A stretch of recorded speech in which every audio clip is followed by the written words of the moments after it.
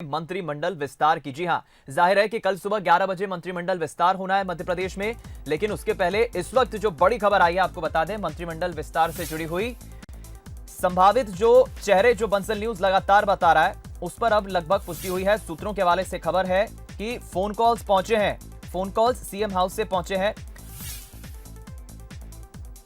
तो देखिए आप, लेकिन इस वक्त यह भी एक बड़ी खबर है कि बीजेपी इस वक्त डैमेज कंट्रोल में भी जुटी हुई है। मंत्रिमंडल विस्तार से पहले राजेंद्र शुक्ला, गौरीशंकर बिसेन सीएम हाउस से निकले हैं। पूर्व मंत्री संजय पाठक भी सीएम हाउस पहुंचे और इस वक्त जो बीजेपी के तमाम दिग्गज नेता है, चाहे हम वीडी शर्मा की बात करें, हम तमाम सुहास भगत की बात करें और विनय सहस्त्रबुद्धे जो आज ही दिल्ली से लौटे हैं, इस वक्त बीजेपी में डैमेज कंट्रोल को लेकर भी बातचीत हो रही है कि ऐसे नेताओं को हम कैसे बनाएंगे, कैसे हम उन्हें मनाएंगे ताकि कोई किसी तरह की नाराजगी भी ना हो और मंत्रिमंडल विस्तार जो कल हो वो एक बेहतर तरीके से, सुचारू तरीके से संभव हो सके। हम रुक करेंगे इस वक्त न्यूज हेड शरद द्विवेदी जी हमारे साथ इस वक्त फोन लाइन पर जुड़ गए हैं। शरद जी, मंत्रिमंडल विस्तार को लेकर तारीख समय तो तय हो गई है, नाम भी लगभग फाइनल हो गए, लेकिन कहीं ना कहीं बीजेपी के लिए यह भी एक चुनौती रही है कि जो नाराज हो जाएंगे नेता उन्हें मनाया कैसे जाए। डैमेज कंट्रोल को लेकर इस वक्त खबर मिल रही है, कैसे आप देखते हैं इस पूरी खबर को? दीपक, सबसे बड़ा सवाल यही है कि जो नेता इस समय सीएम हाउस बुलाए गए हैं, क्या वो डैमेज कंट्रोल की एक्सरसाइज के तहत बुलाए गए हैं? क्या इन नेताओं के नाम गुरुवार को होने वाले कैबिनेट की सूची में नहीं है? और जिसकी वजह से, चूंकि अगर हम इनमें खासतौर पर दो नेताओं को देखें, राजेंद्र शुक्ला और गौरीशंकर बिसेन, तो ये न सिर्फ सीनियर कैबिनेट मिनिस्टर रहे हैं इसके पहले शिवराज जी के कैबिनेट में, बल्कि परफॉर्मेंस के लिहाज से खासतौर पर राजेंद्र शुक्ला जी और गौरीशंकर बिसेन भी कृषि मंत्री के नाते उन्होंने भी अच्छा काम, बेहतरीन काम किया है। और राजेंद्र शुक्ला ने ऊर्जा में और माइनिंग में तो जबरदस्त काम किया है।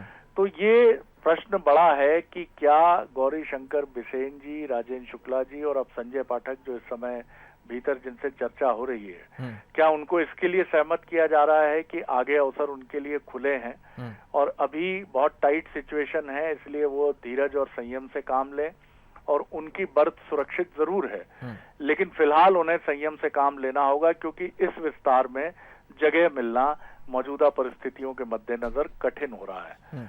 तो ये बड़ा प्रश्न है कि क्या इस डैमेज कंट्रोल की कवायद में ये शामिल है, ये तो वक्त बताएगा, लेकिन ये एक बड़ा सवाल है। लेकिन लगता यही है कि डैमेज कंट्रोल की ही ये एक्सरसाइज है और इस एक्सरसाइज के तहत ही इन नेताओं को वहां बुलाया गया था। लेकिन ये बेहद चुनौतीपूर्ण स्थिति है बीजेपी के लिए, खासतौर से राजेंद्र शुक्ला जी की अगर हम बात करें, एज, उम्र का पैरामीटर हो या विंध्य रीजन में पिछले 2018 के विधानसभा चुनाव की बात करें तो वहां के एक कद्दावर नेता के नाते बेहतरीन प्रदर्शन रहा था राजेंद्र शुक्ला का, कि उन्होंने वहां से भारतीय जनता पार्टी के लिए, बल्कि भारतीय जनता पार्टी जो बहुमत के नजदीक पहुंच के रुकी थी, भले ही वो कांग्रेस के बराबर सीटें नहीं हासिल कर सकी, लेकिन उसकी सीटों की संख्या अगर 109 तक पहुंच भी पाई तो उसके पीछे बड़ी वजह विंध्य में बीजेपी का सकारात्मक प्रदर्शन था।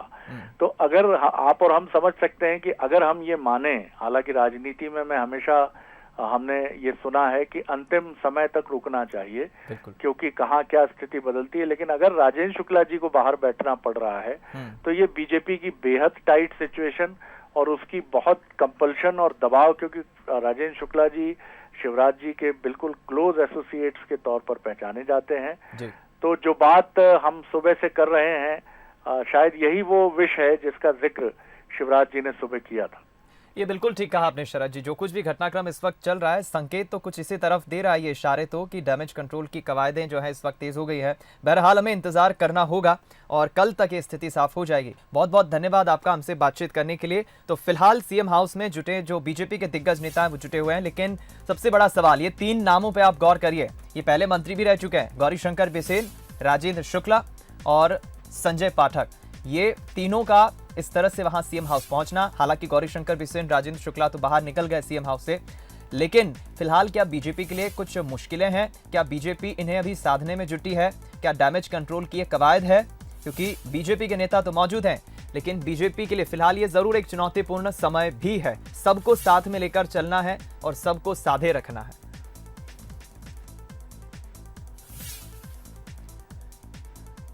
और फिलहाल चलिए अपडेट्स के लिए हम सीधा रुख करते हैं। इस वक्त सीएम हाउस का हमारे साथ स्पेशल कॉरेस्पॉन्डेंट जुगल किशोर शर्मा हमारे साथ लाइव जुड़ गए हैं। जुगल, जरा बताइए, क्योंकि अब तक काफी इनपुट की खबरें आप हम तक पहुंची है, तमाम हलचलें तो वहां पर हो रही है, फोन कॉल्स भी पहुंचे हैं। अभी आपके पास क्या ताजा जानकारी है, सीएम हाउस में क्या हलचल?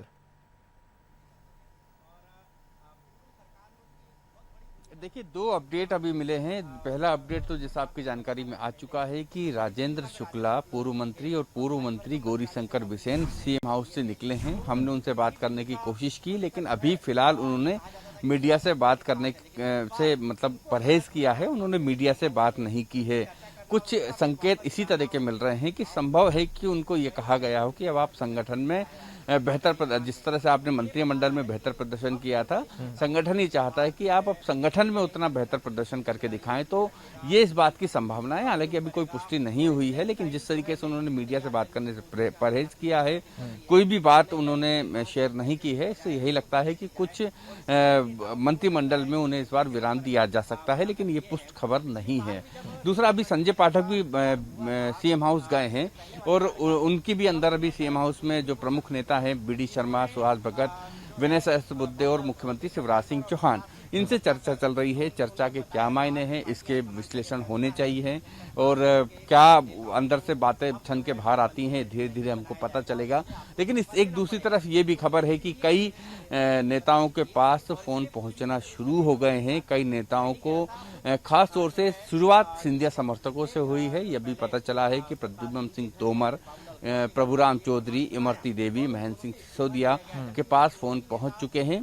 बीजेपी के कुछ नेताओं को भी संकेत मिले हैं, बीजेपी नेताओं से हमको कुछ संकेत मिले हैं कि उनका भी नाम इसमें लगभग तय हो चुका है। तो दो एक्सरसाइज अभी चल रही है। एक एक्सरसाइज ये चल रही है कि जिन नेताओं को मंत्रिमंडल में शामिल नहीं किया जाना है, उनसे बुलाकर बातचीत की जा रही है, उनको समझाइश दी जा रही है, यानी वो डैमेज कंट्रोल हो रहा है। दूसरी तरफ एक फोन किया जा रहा है कि जिन नेताओं को मंत्री पद दिया जाना है, उन नेताओं को बुलाकर उनको फोन किया जा, जिन नेताओं को मंत्री पद दिया जाना है उनको फोन किया जा रहा है और उनसे ये कहा जा रहा है कि आप भोपाल मत छोड़िएगा। कुछ नेताओं के हमारे पास इस बात की पुष्टि हो चुकी है, जिनसे ये कहा गया है कि आप भोपाल मत छोड़िएगा कल तक। तो यानी उनको मंत्री बनाया जाता है, और इसी तरह के संकेत दिए जाते हैं कई बार कि आप भोपाल में रहिए, और भोपाल अगर नहीं है तो आप भोपाल आ जाइए। तो इस तरह का संकेत दिया जाता है। तो दोनों तरफ की हमने खबर बता दी। एक तरफ डैमेज कंट्रोल हो रहा है, और दूसरी तरफ वो एक्सरसाइज चल रही है जो कल 11 बजे मंत्रिमंडल विस्तार के रूप में हमको देखने को मिलेगी कि कौन कौन मंत्री बनेगा। लेकिन जुगल, हम ये भी देख रहे हैं कि जो करीब 5-6 नाम आपने भी गिनाया, और हम भी स्क्रीन पर लगातार दर्शकों को दिखा रहे हैं कि किन किन के पास फोन कॉल पहुंच चुका है। अगर हम रमेश मेंदोला को हटा दें तो ये तमाम वो नाम हैं जो सिंधिया समर्थक हैं, यानी सिंधिया समर्थकों के पास फोन कॉल पहुंच गए। मुख्यमंत्री बनना भी अब उनका तय है, लेकिन बीजेपी के नेताओं को थोड़ा अभी इंतजार करना होगा, उनके पास अभी फोन कॉल आना बाकी है।